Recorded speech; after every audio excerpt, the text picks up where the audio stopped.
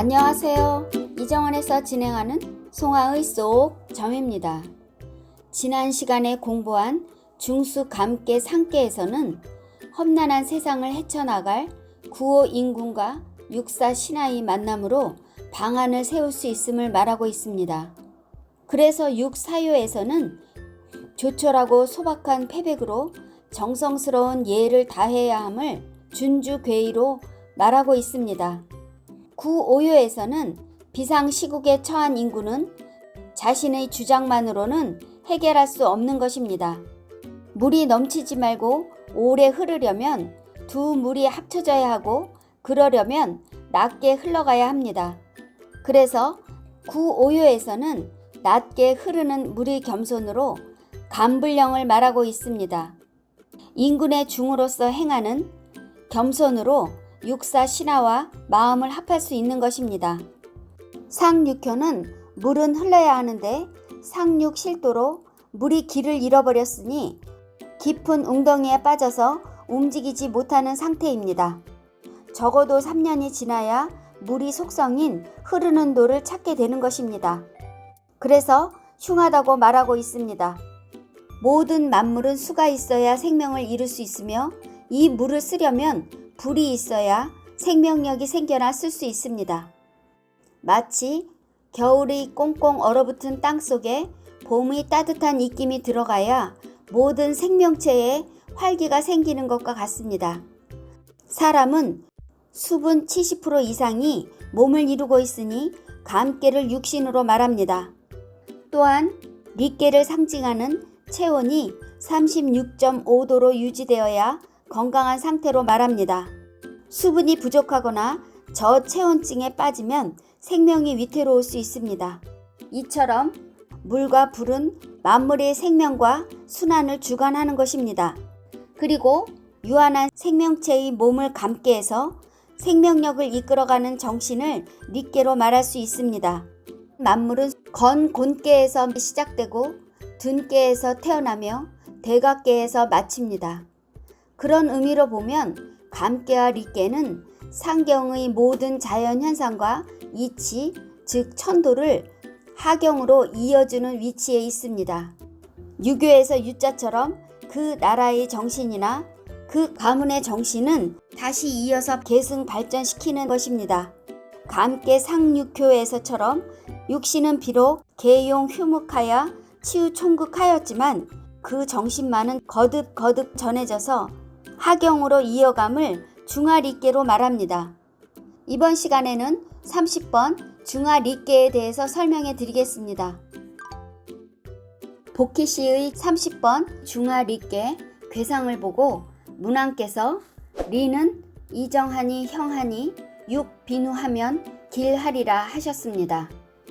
리는 바르게 하면 이로우니 형통하니 암소를 기르면 길하리라 라는 뜻입니다. 리자는 떠날 리자와 새 추자로 결합한 글씨입니다.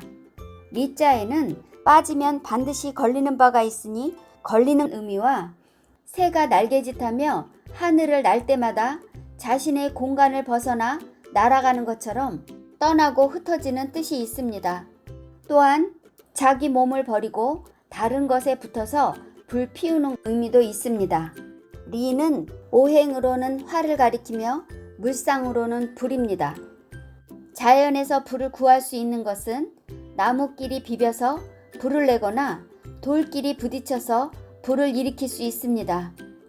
이러한 자연의 불은 생활 속에서 물을 끓이고 밥을 지을 수 있으며 주변을 밝힐 수 있습니다.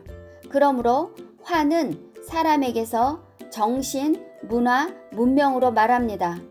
이러한 정신, 문화나 문명은 독자적으로 이루어낸 것이 아니라 수천 년의 시간 동안 수많은 현인과 학자들이 유한한 시간 속에서 학문을 계승 발전시키며 이어온 결과입니다. 불이 사물에 붙어서 불을 피우고 옮겨서 이어가듯이 성냥불을 켜서 땔감에 옮겨 붙이고 그 땔감의 열기로 밥을 짓는 것과도 비슷합니다. 리께의 계상처럼 깨끗이 비어있는 속으로 스승에게 배우고 제자에게 전달되어야 오래도록 쓸 수 있는 것입니다. 그러므로 바르게 함이 이롭고 형통한 것입니다. 흉 비누에서 빈우는 암소를 의미합니다. 감께에서는 중천 건께의 강건 중정한 기상을 이어받은 것이라면 리께에서는 중지 곤께의 유순 중정한 기운을 받은 것입니다. 또한 험한 때를 당해서 강건하게 이겨나가는 강께와 리께는 밝은 지혜로서 암소처럼 유순하게 후손을 생산하고 계승하는 엄중한 의미가 담겨 있습니다. 그래서 중화리께는 길하다고 하였습니다. 문왕의 단사를 공자께서 단왈 리는 이하이니 1월이 이호천하며 백곡 초목이 이호토하니 중명으로 이호정하야 내화성 천하 하나니라.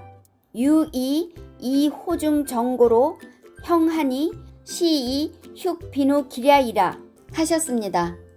리는 이하이니 1월이 이호천 하면은 외께의 리께는 해와 달이 하늘에 걸려서 이어서 운행하는 것입니다. 그래서 걸릴 리자를 썼습니다. 백곡 초목이 이호토하니는 네개의 리께는 땅에 뿌리 내려서 나는 100가지 곡식과 초목을 뜻합니다. 땅에 걸렸다는 것을 뜻합니다. 중명으로 이호정하야에서 중명은 리께가 외께나 네께로 거듭 밝은 것입니다. 그래서 유고인군과 유기신하가 함께 밝힌다는 뜻입니다. 이호정하야는 바르게 주고 바르게 받으니 바르게 전달되는 것을 뜻합니다. 내 화성 천하는 이호정하였으니 밝게 빛나고 그 밝음은 천하를 변화시켜 이루어질 수 있게 됩니다. 이호 중정 고로 형하니는 부드러운 음효가 이효와 오효에 바르게 걸려 있으므로 형통하다고 한 것입니다. 시이 흉 비누 길랴이라 한 것은 리께의 깨끗이 비어져 있는 유순 중정한 마음가짐으로 바르고 순한 덕을 기르고 이어지기를 이 단전으로서 암소가 새끼를 낳아 기르듯 하는 것으로 설명하는 것입니다. 복희씨의 중화리께 괴상을 보고 공자께서 상왈 명량이 장례하니 대인이 이하야 계명하야 조우 사방하나니라 하셨습니다. 밝음이 외께 내께 2번 일어난 것을 리라고 지었습니다. 그래서 상경의 전과 하경의 후를 밝음으로 잇는다는 뜻을 포함하고 있습니다. 계명은 해와 달이 낮과 밤을 이어가듯이 성인이 밝힌 것을 뒤의 성인이 다시 이어서 밝힌다는 뜻입니다. 조우 사방에서 사방은 동서남북이니 온 세상을 다시 이어서 밝혀 나가는 것을 설명하고 있습니다. 여기에서 대인은 중천 건께에서 잘 요약되어 있습니다. 그것에 따르면 대인은 중정하여 사사로움이 없으므로 천지뿐 아니라 1월 사시 귀신과 더불어 그 도를 합일한 사람입니다. 하늘보다 앞서 일을 해도 하늘이 어김없이 일을 이루어주며 하늘이 천명을 내리면 대인 또한 이를 따라 받더니 대인이 행하는 도는 일부러 애쓰지 않아도 하늘뿐만 아니라 사람이나 귀신도 감히 어기지 못하는 것입니다. 그런 의미로 보면 군자는 배워서 모으고 물어서 판단하며 덕을 이루어 행실을 삼는 자입니다. 유교에서 말하는 이상적이고 표준적인 닮고 싶은 인물상입니다. 굳이 출세하여 세상에 나가지 않아도 누구든 노력하면 될 수 있는 도덕과 지성을 갖춘 자입니다.